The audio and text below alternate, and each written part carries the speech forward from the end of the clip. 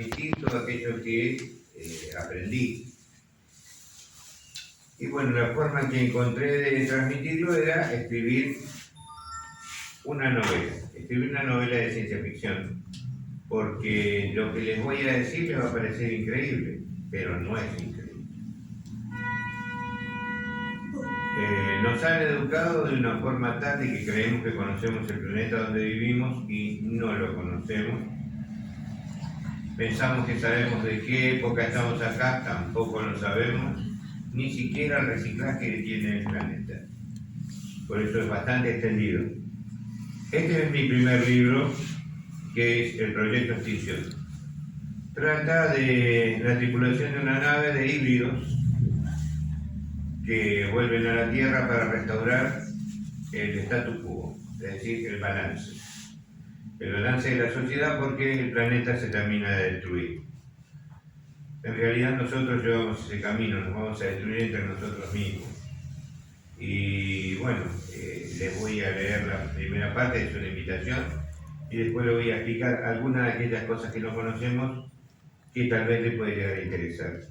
Todo esto lo fui redactando de a poquito dentro del libro, conforme a una historia, ¿no?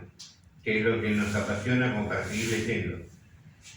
A veces aprendemos más de las películas, de los héroes que tenemos en la nación, que apegándonos a un libro. Pero en realidad el libro tiene más poder que la televisión. Nuestra mente es más creativa y nuestra mente es más poderosa. Solamente que no la usamos y no quieren que lo usemos. Por eso nos dieron el último adminículo que nos dieron para nuestra sociedad y para retrasarnos más es el celular. La gente vive pegada al celular, cruza la calle, como nos enseñaban antes, en vez de mirar, cruza mirando el celular y ya no lleva puesto. Porque el que viene manejando también viene mirando el celular. Y esto nos viene retrasando y retrasando. Debemos abrir nuestras mentes y empezar a leer, utilizar la imaginación que va más allá del mejor cine más avanzado que podemos llegar a encontrar. Les voy a leer, permiso.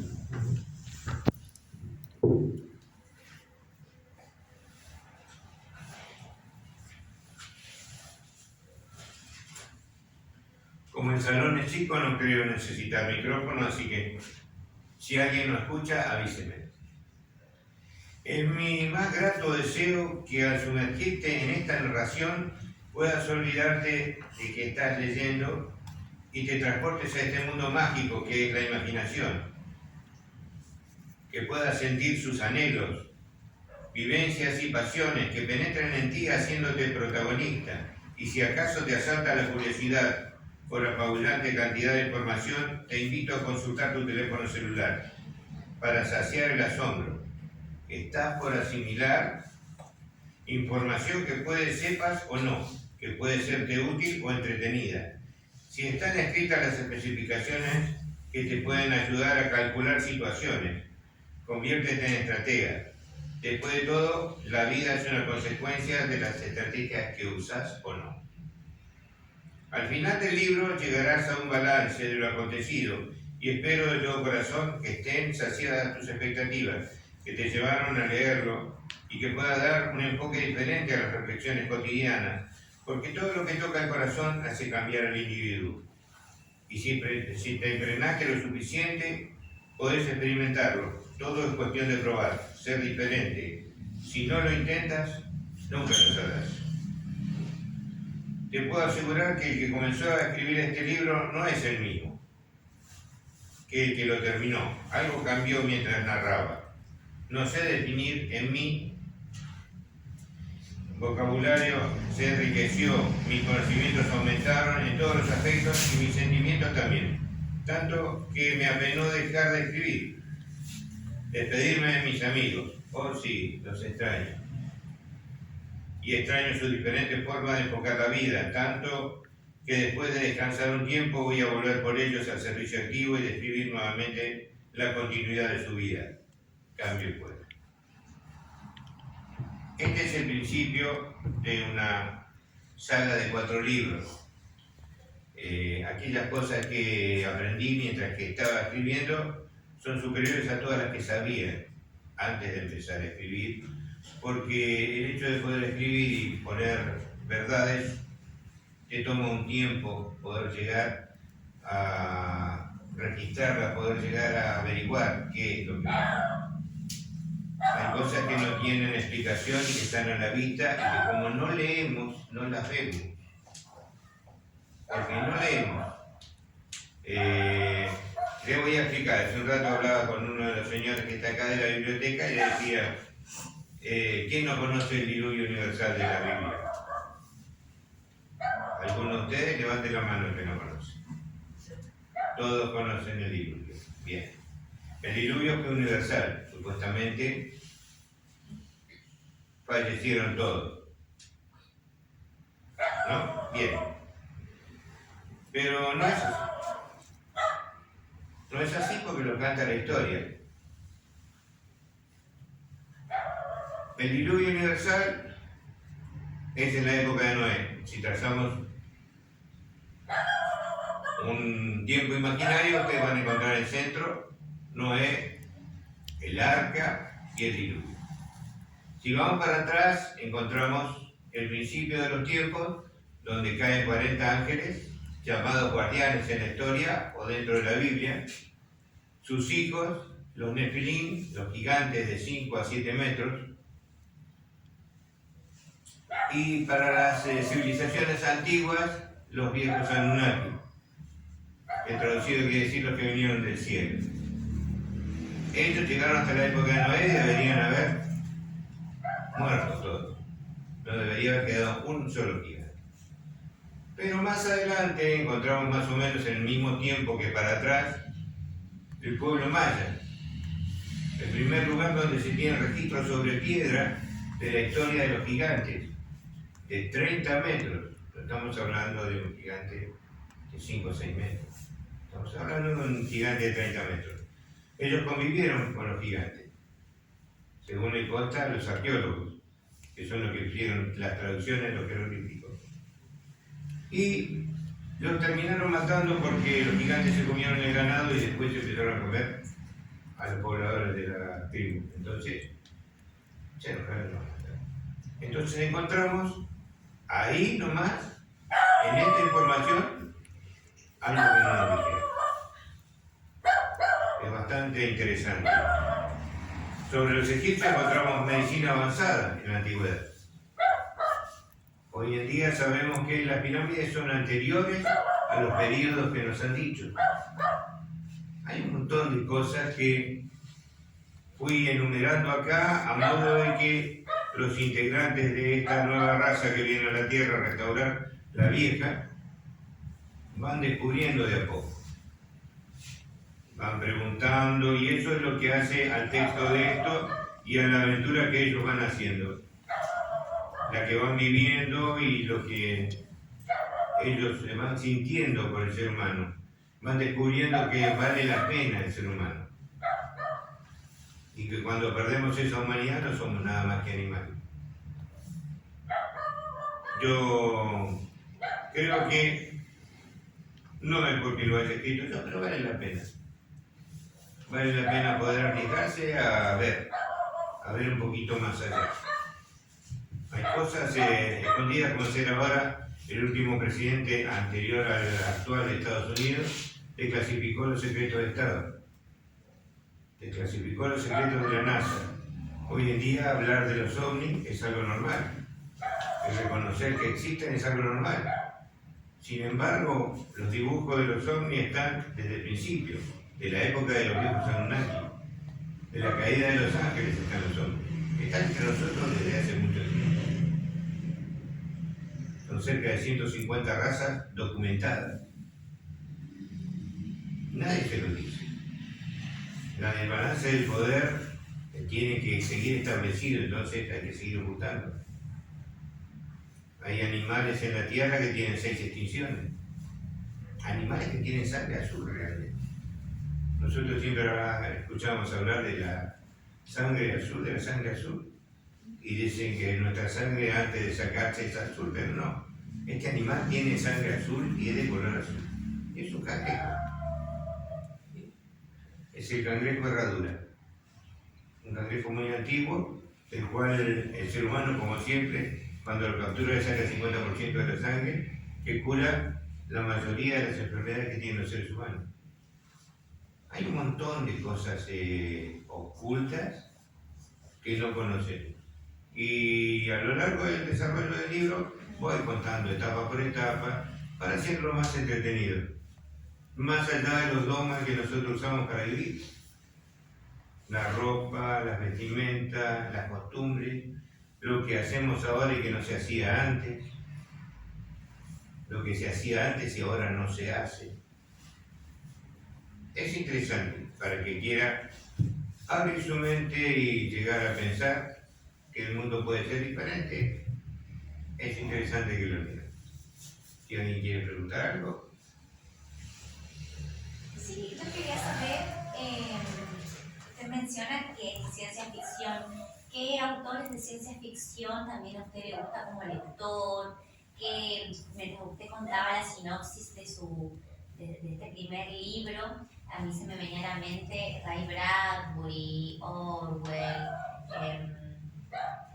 Quisiera que me cuente algunos personajes o cuáles son algunos de esos conflictos más particulares dentro de este conflicto macro que ha comentado, que es el de reinaugurar la vida en la Tierra, ¿no es cierto?, con estas otras especies. Que me cuente un poquito de su yo lector de ciencia ficción, por qué se decidió hacer ciencia ficción y algo de la trama. Elegí hacer ciencia ficción porque esto, si vos lo contás, no hay forma de que te la entiendas. Si yo le voy a decir esto a una persona, lo primero que va a hacer es no creer. Lo lógico, vas a encontrar de 10 individuos, 3 que van a agarrar el celular, lo van a abrir y van a constatar que es lo que dije, si es cierto o no. Los otros 7 no te van a creer. Por eso elegí hacer el género de ciencia ficción. De ciencia ficción no he leído casi nada.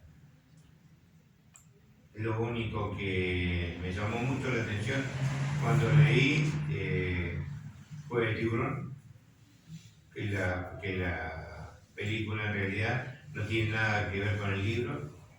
El libro es mucho más sorprendente que la película, te enseña mucho más. En la película no plasman lo que el escritor plasmó en el libro para que puedan leer. Y sobre escritores no conozco mucho. Como dije hace un rato, este es el primer libro que hago. Y en cuanto a la trama, si es de algunos personajes, ¿qué vínculo tienen estos personajes? Los personajes tienen un vínculo entre ellos en un principio de tripulación. El comandante y el primero de a bordo.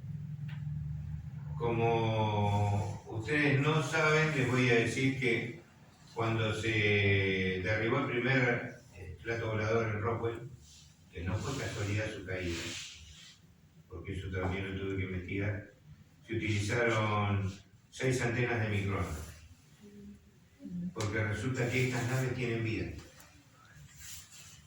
Las naves que utilizan los extraterrestres tienen vida. Tienen micro machine híbridas. Parte es metal, parte es tejido viviente. Y cuando derribaron los platos voladores estos, que llamamos platos voladores, no, las naves, estas tan avanzadas, lo que hicieron es matar a la nave. Por eso se estrelló. Adentro no tiene casi comandos, se desconoce la forma exacta de cómo poderlos volar y no pudieron reproducir el combustible hasta el año pasado. El combustible que reproducen para esta nave rechaza la atracción que tiene natural del planeta. Es decir, que levita la nave con ese tipo de combustible. Si alguno de ustedes vio la última película de Top Gun, bien. En la última se ve los aviones de combate modernos, vienen volando, sabemos bien claro que un avión se sustenta a base de la fricción sobre el aire. Sin embargo, estos aviones se ponen verticales, se sostienen, se levantan y aterrizan sobre los portaaviones hoy día en el agua. En la película muestran una escena así, pero la gente no lo entiende. Parece ficción, pero no es ficción. Se está utilizando tecnología alien en los misiles y en los armamentos actualmente. Y eso es lo que me llevó a poder plasmarlo como si fuera una historia. Porque no lo van a creer de otra forma. Una vez que se enganchen y lean y empiecen a ver que lo que está escrito en su mayoría es cierto, entonces creo que van a empezar a utilizar los libros para aprender más. Es interesante. A mí me da una oportunidad de expresar la experiencia que gané. Y a medida que yo no sé cómo ni por qué, pero durante todo este tiempo escudriñando las noticias, escudriñando todo esto que me llamaba mucho la atención, me empezaron a enviar información. Me hackearon 3 veces la máquina. Tuve que cambiar de máquina porque no me sirvió más. Y seguí con otra, la desconecté directamente de la red. Y a pesar de todo eso, ahora cuando la quise conectar tampoco anda con la red, ya no anda más, no se comunica más con nada. No sé si no habré saciado su curiosidad. Sí, tengo otra. Sí. ¿Qué tipo de narrador elige para contar sus historias? Si nombra los capítulos, o si nombra con un nombre, o le pone número, o es una secuencia. Si elige un narrador testigo, uno protagonista, se alterna. Y también, eso por un lado, eso se verá en el producto si usted nos permite ahora leer algún fragmento. Y después, por otro lado, quería preguntarle cómo fue este taller de escritura, con quién intercambiaba sus borradores, cómo eran esos momentos de devolución, de lectura, que también es tan rico, ¿no es cierto?, a la hora de escribir. Si usted nos puede contar su experiencia. Yo aprendí a narrar con mi abuelo. Mi abuelo era guitarrista y bailador. Cuando él despertó mi necesidad de crear cuentos, el primer cuento lo creé en la secundaria por medio de una maestra. No sé dónde fue ni dónde está. Solamente encontré una sola vez una película con algo parecido. Y la narración del libro es por parte de uno de los integrantes en cada libro, menos el último. En el último la narración es múltiple. Cada personaje narra lo que él ve y siente. Más el narrador abstracto que siempre hay, que es el que narra y no se sabe quién es, que aparece siempre narrando una parte y fueron a tal lado, hicieron tal cosa. Fuera de eso, ese es el tipo de narración. No fui a talleres para aprender a narrar, no fui a talleres para aprender a escribir. ¿Y el feedback, si tuvo algún intercambio? ¿Cómo supo que llegó al momento listo? Esto está para maquetar y mandar a imprimir. ¿Cómo fue esa cuestión de ser una situación vertiginosa, así, escuchando a otros escritores? Bueno, en realidad depende de cada uno, ¿no? Pero eso le quiero preguntar a usted. ¿Cómo fue decir, bueno, hasta acá llegué, esto es mi primera novela? Porque a veces cuesta ponerle un punto. Lo que ocurre es que mi primera novela es el doble de esto. Son 120.000 palabras. Ah, ¿esa no es la primera? No, ¿De la este saga? es el primer tomo. Ahí va. Este es el primer tomo. Tiene otro tomo más, que es el segundo tomo de esto. Cuando yo comencé a escribir, lo hice sin querer. Porque me llamó una directora y dramaturga de cine de Corrientes, que se llama Alicia Natalia Simon, Gianni Simon, que ha hecho telenovelas para Corrientes y ha hecho películas también. Y me dijo, Carlos, necesito que me escribas una historia para concursar en un libro. Me parece que ella me veía y yo no me veía. Y me llamó, yo estaba sentado en el auto tranquilo y bueno, qué es una persona que merece el mayor respeto. Entonces dije, está bien, ya ni yo voy a escribir para usted. ¿Cuánto tengo que escribir? 2 carillas. Escribí 2 carillas. Y se la envié por correo, como ella me dijo, y lo pasó a concursar y la eligieron para ponerla en un libro después. Entonces, bueno, ahí comencé. Después de que si puedo escribir 2 carillas, puedo escribir. Sí. Y empecé a escribir. Empecé a escribir. Y los personajes me fueron llevando. Un día dije, estoy escribiendo demasiado y no sé si sirve esto en realidad o no. Entonces fui a ver al presidente de la SADE de Corrientes, la Sociedad Argentina de Escritores, y le pregunté, digo, don Avelino, yo no tenía amigos, pero no sabía quién era. Don Avelino, ¿me puede revisar esto? Que se llama Avelino Núñez. Y Avelino me dijo, bueno, vamos a verlo en Café Tanto y vamos a charlar. Llevé la notebook, la abrió y se puso a leer. Y es cómico porque las cejas eran así. Yo miré, uy, qué malo que es esto. Esto es una asquerosidad. Seguí la cara de él, cambiaba. Y me dice, digo, ¿tan malo es? Me dice, no, habrá leído mucho como este. No, realmente quiere que lea una cosa, me dice. Don Carlos, nunca leí uno como este. Nunca leí un libro como el suyo. Es diferente. Es diferente la narración, claro, yo nunca hice taller de narrador. Así que no conocía. Me dijeron, lee muchos libros de narradores y no quise. Porque te voy a dar una metáfora de campo. Cuando vos vas al campo y aprendes a tomar un potro y lo aprendes a tomar bien, el potro se hace tu amigo. Y si vos te caes, se para al lado tuyo y te espera para que te suba. No sos un capanga, no vas a pegarle al potro para tomarlo. No quebrantás su espíritu, te ganás su amistad. Entonces vos sos diferente. Si vos vas a aprender de los demás, vas a ser un igual que los demás. En mi caso no, yo tengo otra forma diferente de narrar. Diferente, ni mejor ni peor. Después fui y le pregunté a mi primo, que es profesor de literatura, y me comparó con otro escritor. Conozco el nombre, ni conocía qué era lo que hacía, ni quién era. Y me dijo, te deseo suerte, primo. Y después, bueno, el interés de la gente, ¿qué está pasando? Si toman tanto mate, se van a poner verdes. Si comen tanta torta frita, van a engordar. Porque van siguiendo las líneas de la historia, ¿no? Y la historia esta comienza en Ituzaingó, provincia de Corrientes, donde ellos analizan la tierra y cómo va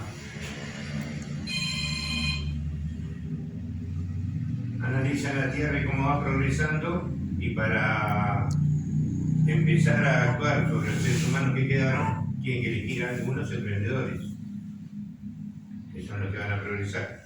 Y encontraron la gente idónea en Ituzaingó.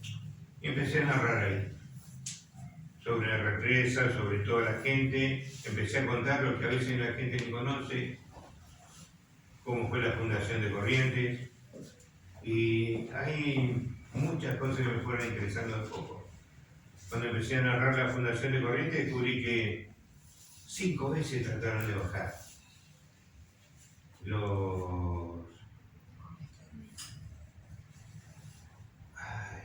a veces me olvido de tantas palabras que tengo en la cabeza. Los conquistadores. El adelantado quiso bajar del barco 5 veces y los guaraníes lo sacaron pelando 5 veces. La sexta lo llegaron a asentar. Resulta que la carabela en que él viajó a Corrientes y bajó para fundarla fue hecha en Paraguay, en astilleros del Paraguay.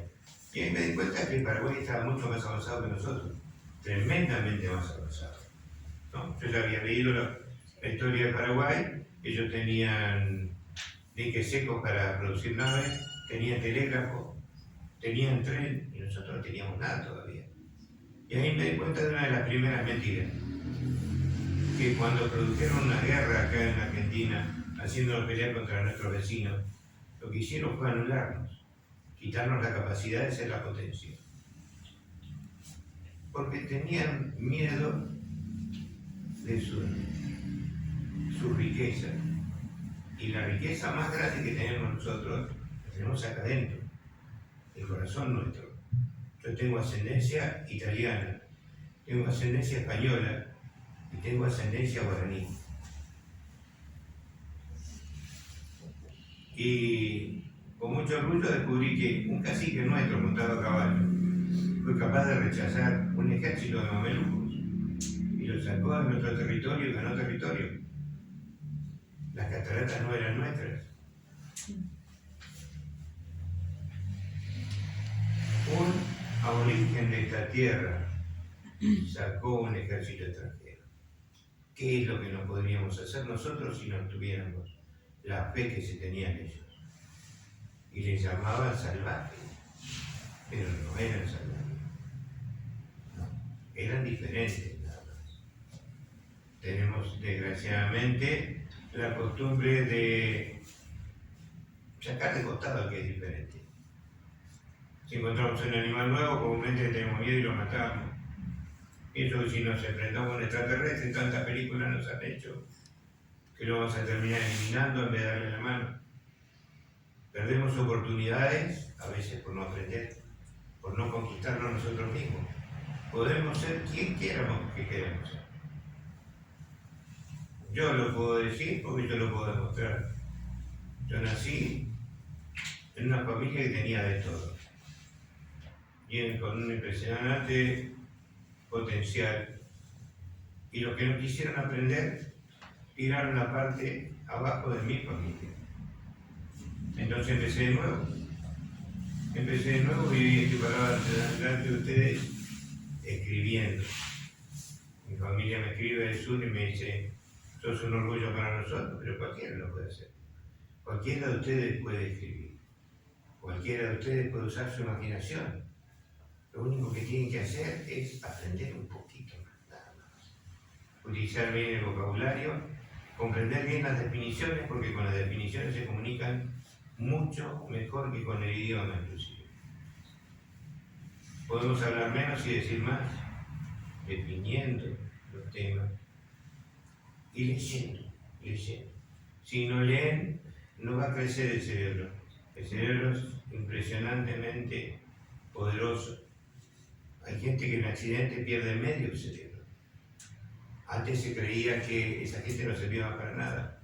Hoy en día la ciencia demuestra que el cerebro se vuelve a recuperar. Es impresionante. Seguimos teniendo neuronas hasta los 89 años. El cerebro sigue produciendo neuronas. Así que cuando nosotros a una persona le llamamos ese viejo, no sabemos lo que decimos.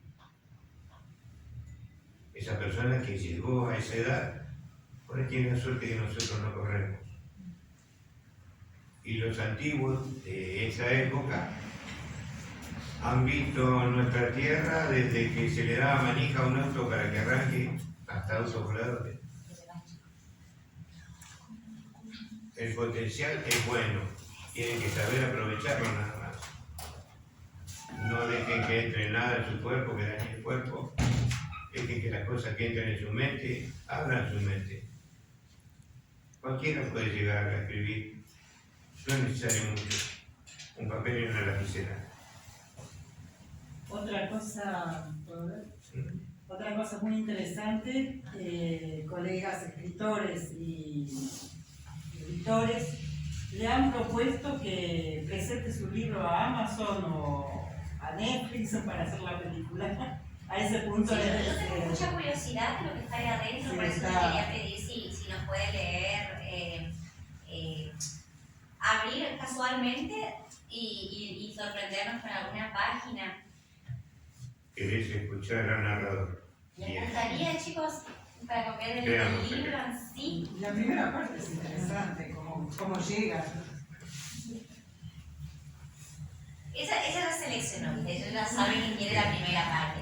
Yo quiero del medio. La primera parte te describe la nave y la nave que yo describo y el cerebro. Hasta ahora hubo un solo escritor que había escrito el cerebro inteligente, una IA. el cerebro positrónico. Pero yo acá creo otro tipo de cerebro para la nave, un cerebro que puede ser eso. Bien, vamos a leer una parte. Escuchemos un fragmento, ¿sí? Sí. Bien, vamos a ver. Habla el comandante de la nave, Sigma. El cielo es de los valientes. Necesito mis 4 ojos. Esa, claro, esa anaranjado porque es de mi señora, el mío me lo olvidé. Pero te queda muy bonito. Me encanta el detalle, el de Carlos. El cielo es de los valientes, como decía mi abuelo, no se puede vivir por siempre. Namaste. Alfa y yo nos separamos de los demás a la carrera, rumbo al bosque, antesala del infierno. Así rompimos a la carrera entre las hogueras a medio apagar. Ya en la guarida de los caníbales, las bestias, en vez de asustarse, nos atacaron con vehemencia. Y nuestras katanas son para golpear y derribar. No les producen daño letal. A los humanos los hubiesen eliminado, pero estos son más animales que humanos. La tarea se hace difícil, aún con nuestra diferencia de capacidad de combate. Liberamos a todos los cautivos que íbamos encontrando y así seguimos confrontando y escapando, hasta no encontrar ninguno más. Una vez en el bosque, buscamos más cautivos a nuestro paso.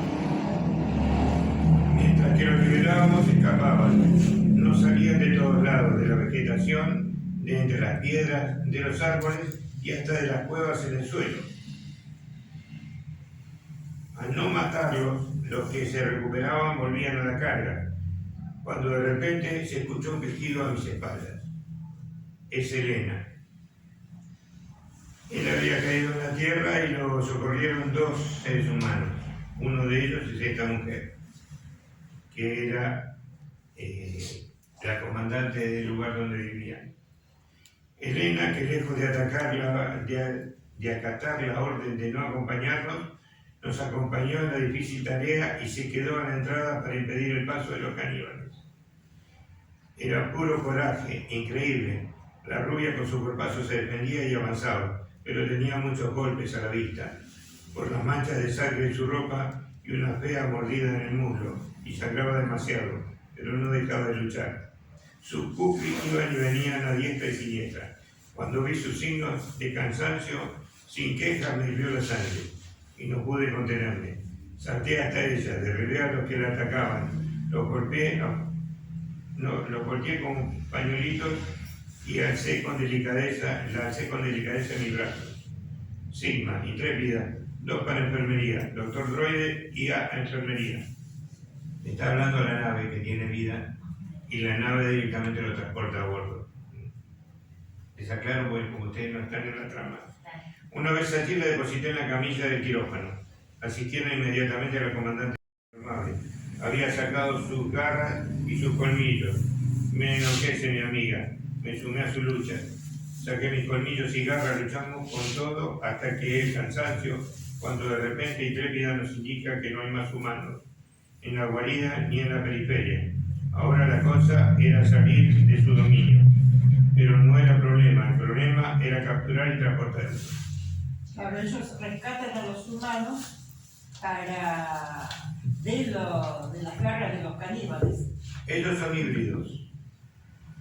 Cuando generaron esta raza nueva, los extraterrestres buscaron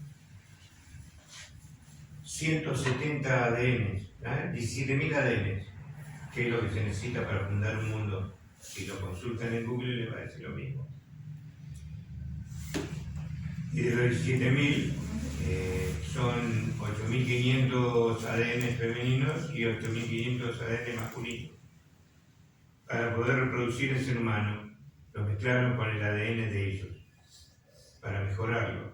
La tarea iba a ser ardua, volver a un mundo destruido, donde los seres humanos, algunos quedaron normales y otros involucionaron como estos. Los caníbales habían sido humanos, pero en su involución se comieron todo lo que había. Llegó un momento que los animales empezaron a evolucionar. y a ganar mayor cantidad de conciencia de lo que eran. Entonces a ellos les fue más difícil cazarlo.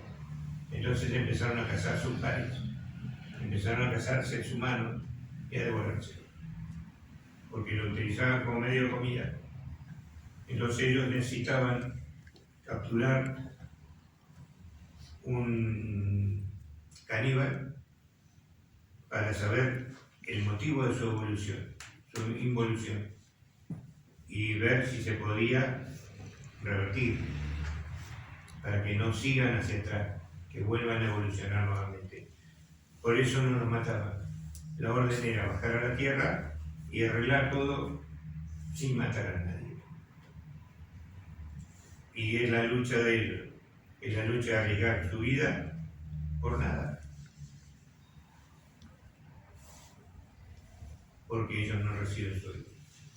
Ellos vienen a cumplir una tarea hasta que la cumplen y después se van. Esa es la base de la historia. ¿Quieren que les diga otra parte más?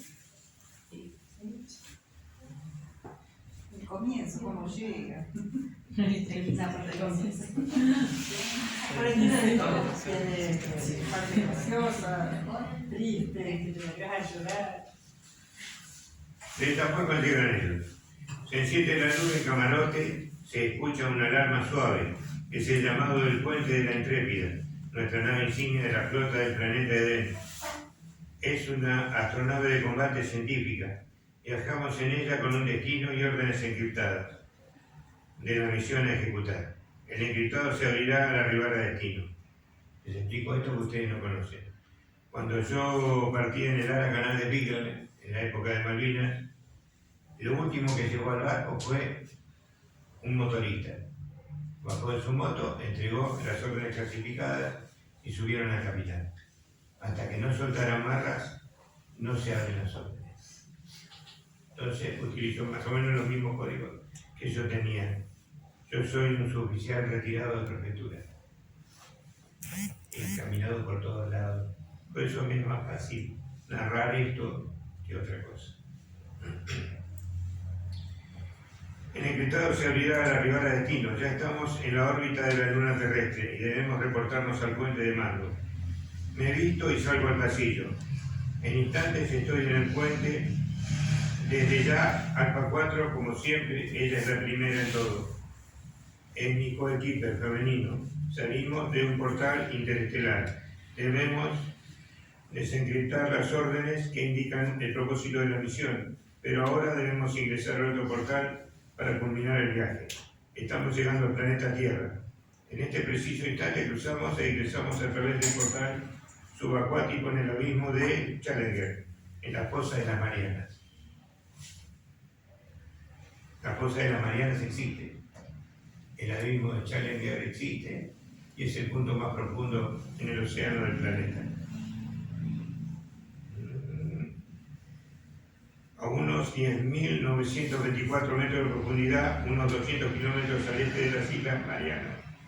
Tiene forma de media luna y mide 2.550 kilómetros de largo por unos 69 kilómetros de ancho. Conocemos por fin la Tierra, exclama Alfa, mi primer oficial y amiga. Yo soy Sigma, el comandante de la Intrépida, y su contrapartida masculina. Es grande nuestra expectativa. Estamos emergiendo en el punto más profundo del Océano Pacífico a la superficie. Nos informa nuestra inteligencia artificial. Intrépida, esta es la nave habla directamente, comunica. Compensando la presurización, ya pasamos casi 5 horas, son los últimos 200 metros. Activamos camuflaje óptico y una vez en la superficie cambiamos velocidad a Mach 2, 2.246 kilómetros, punto 6. Mach 5, 5.674 kilómetros. Nos deslizamos a 2 metros del agua, comprobando atmósfera produciendo estelas al barrer la superficie. Cobramos alturas a 100 metros, con rumbo al gran agujero azul en Belice. Y al llegar al gran agujero azul en Belice, tomaremos rumbo a Sudamérica. Salimos de Guatemala, pasamos entre lo que fuera Honduras y Jamaica, rumbo a América del Sur. Atravesamos el Caribe frente a Puerto Rico. Estamos enfrente de lo que fuera Venezuela. La nave totalmente silenciosa e increíblemente continúa su navegación. Pasamos frente a Guyana Francesa. Seguimos frente a la costa de Brasil, Fortaleza, Natal, Salvador de Bahía y Sao Paulo. Y estamos llegando a Florianópolis. La Intrépida baja nuevamente a 2 metros sobre el agua. Morro das Pedras, Brasil. Se detiene. Se enciende el panel del puente tan grande como un smart mural, pero con infinita definición. Quedamos contemplando la inmensa belleza del espectáculo promontorio con cascada de agua. Intrépida. Estamos frente a lo que se conoce como un acantilado. Esa es la llegada de ellos. Como la mayoría de las naves que tenemos, llegan a través de portales. Achican lo que nosotros conocemos como agujero de gusano. Es interesante. La verdad que es muy interesante. ¿Alguien quiere preguntar algo más? Los tomos que tiene, por ejemplo, tomo 1, tomo 2, termina cuando empieza el otro, es como una continuidad. Exactamente, esto termina, tiene un final, el libro. Sobre- Cada libro tiene un final, si no, no sería una saga. No, pero el final queda abierto o hay algunos que le dan. No, cada final tiene... Muere. No, cada final tiene un final concreto. Si leyera solamente esto, Después. se queda completo con esto. Y si le interesa saber cómo viven, tiene que seguir con el próximo. El proyecto Extinción son 2 tomos. Este es un proyecto donde se restablece la equidad del planeta. En el segundo tomo es el...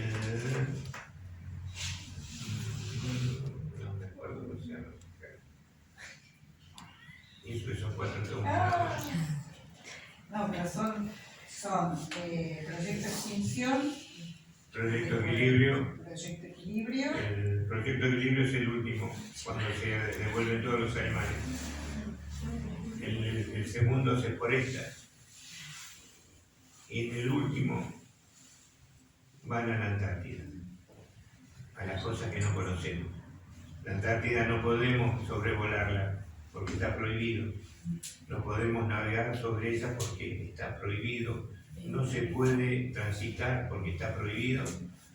Porque tiene un muro de 60 a 80 metros la Antártida, que tiene 200 metros de ancho, que prohíbe su pasada hacia el otro lado, que se llama Muro Ross. Si alguien lo quiere ver en el celular, lo va a encontrar. Detrás de ese Muro Ross hay 3 ciudades con diferentes tipos de población. Alguna de acá, otra que no es de acá. Y no quiere que se desparrame la noticia. De todos modos, como fue explorada antes de que se hiciera el convenio antártico, que lo tienen 3 países, las mayores potencias del mundo, para que nadie pase, se les escapó eso. Los primeros expedicionarios sacaron fotos de las civilizaciones antiguas que hay ahí. ¿Y qué encontraron? Encontraron algo que nosotros, que somos más viejos, hemos escuchado hablar, tal vez ustedes no. ¿Cuántos de ustedes escucharon hablar de Tartaria? ¿De los tártaros? Nadie. Suena. Suena Tartaria, sí. Los tártaros eran una civilización nuestra, la cual hicieron desaparecer en su totalidad. Si la empiezan a googlear van a encontrar. Tenían una tecnología superior a la que tenemos actualmente. Yo siempre preguntaba, antes de escribir el libro, ¿por qué el Señor tuvo que hacer llover 40 días y 40 noches para extinguir el ser humano? El ser humano hoy en día, con 5 días de lluvia, 5 días de diluvio se extingue.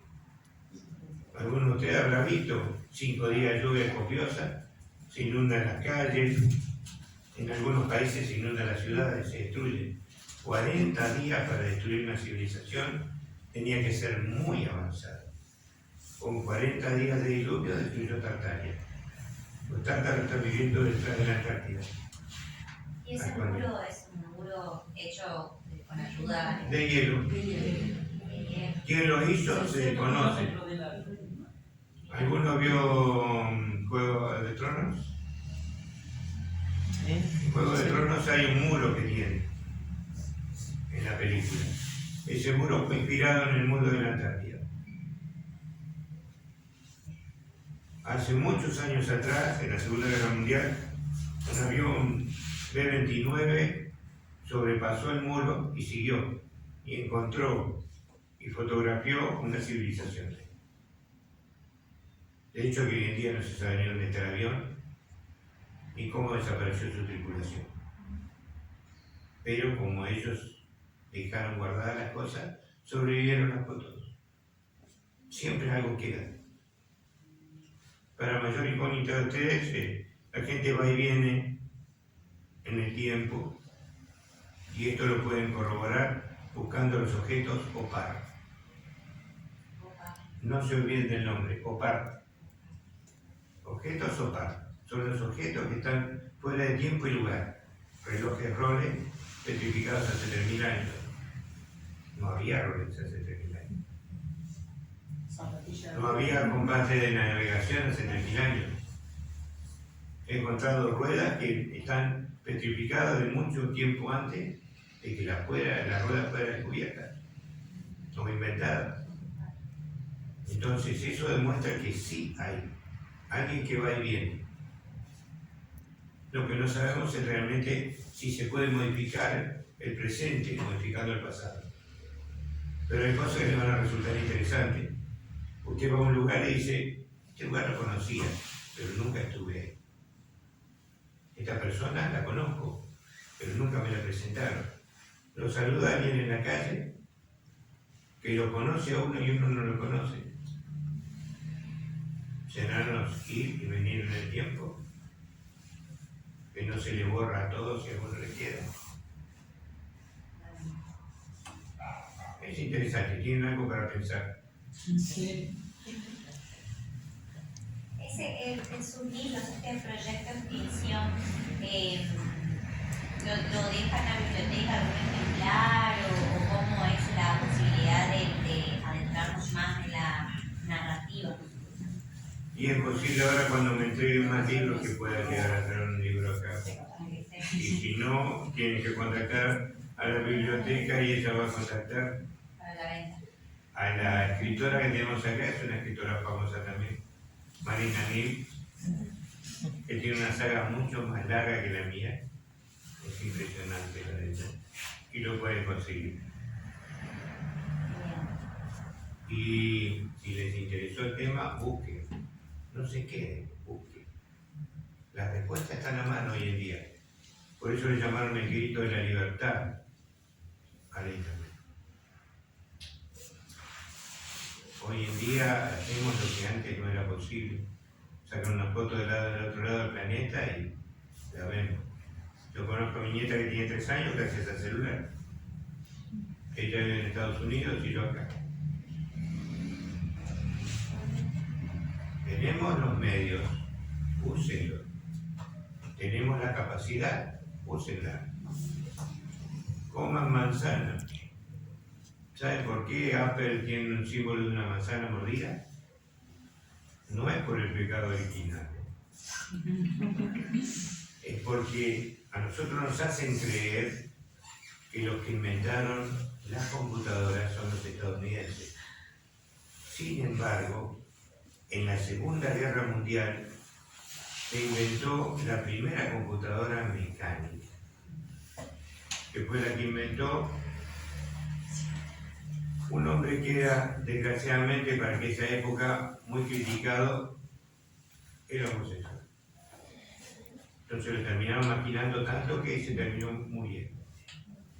Está bien claro si se suicidó o se murió. Pero él fue el que inventó esta computadora. Con esa computadora pudo descifrar el código Enigma, que era el código que utilizaban en la Segunda Guerra Mundial la flota alemana para poder reubicar sus barcos. Y él aconsejaba todo el tiempo comer manzana. El creador de Apple le puso una manzana para recordarnos qué tan interesante